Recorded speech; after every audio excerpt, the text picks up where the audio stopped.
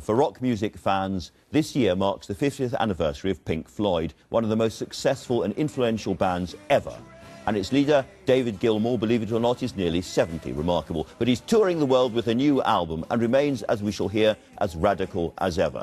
Rattle That Lock, that's the new album. Now, you're writing as much as ever.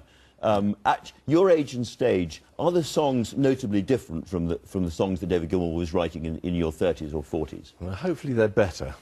There's no intention for them to be anything particularly different, but no, just writing constantly.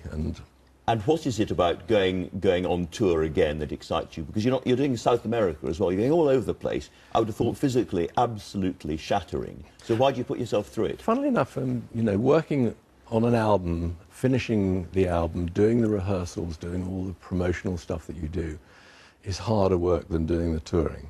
Because once everything is settled and you just have to get on the stage and do the thing that hopefully you can do reasonably well, it's actually easier. And the touring is sort of not in term time. We're doing it in school holidays, so that I can be around during term time for my kids. And a lot of this was written with your wife, Polly Sampson. Indeed, it was. Yes. She writes. I mean, she's well known as a novelist and short story writer, but she writes the lyrics, does she? She's written most of the lyrics on this, and has in fact written most of the lyrics on my last album in 2006, and on the Pink Floyd's last album, The Endless River, and even the Division Bell one, so on 4 albums now. Working with her for a long time. And how different is it going around the world with, you've got the David Gilmour team around you now? Yes. It's not Pink Floyd. How different does it feel? It's not that different. I can be more of a despot, which is always fun. The whole tour, the music that we're playing has taken its own shape as we've been going through the rehearsals, and you could be forgiven for thinking that it's fairly influenced by some of the Pink Floyd shows we've done. Of all of those great songs, is there one that you think that is the greatest song I've written? I have an answer to this question, but I'm intrigued to hear your answer. And I love them, lots of them, for many, many different reasons. You can't select from your children. Yes, and the ones that are the most popular, the ones you play the most often, are the ones you start thinking, God, have I really played this song enough? On the other hand, I'm going to ask you about something I've never quite got, which is on the wall, that we don't need no education, we don't need no thought-controlled teacher, leave those kids alone. That seems to me, if I may say so, a rather reactionary sentiment. Roger would say that it's all in the context. I suspect now, I'm not sure how good an idea it was to put something out like that as a single. Because we all do need education. Absolutely, we do need teachers, we do need teachers. I mean, I think Roger was talking about the type of teachers and the type of teaching that was fairly common in schools in this country when we were growing up. Yes. But no, I think I wouldn't put that out as a song right now. Speaking of kids and all that, your adoptive son went through the courts and all the rest of these big protests that he was involved in. What effect did that have on the family? It's terrible when your son, you know, when one of your children gets sent off to prison, and when you're so aggrieved about what you perceive as the injustice of the situation. Because he did offend a lot of people with what he did. He did offend some people, and he was, you know, his intention was to do good. He wanted to fight against the student fees for university, something which he was personally not going to have any benefit from. And he took part in those demonstrations for that reason. But he did sort of lose his way a little bit. And, but I still cannot believe that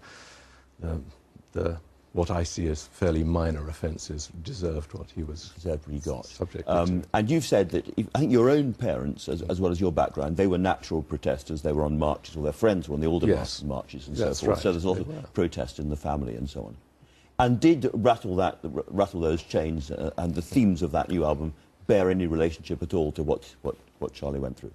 I don't think so, you know. I mean, Charlie's situation is a very minor one in relation to all the terrible things that are going on. You know, he's just been in the papers for being at the protests at St Pancras Station last week.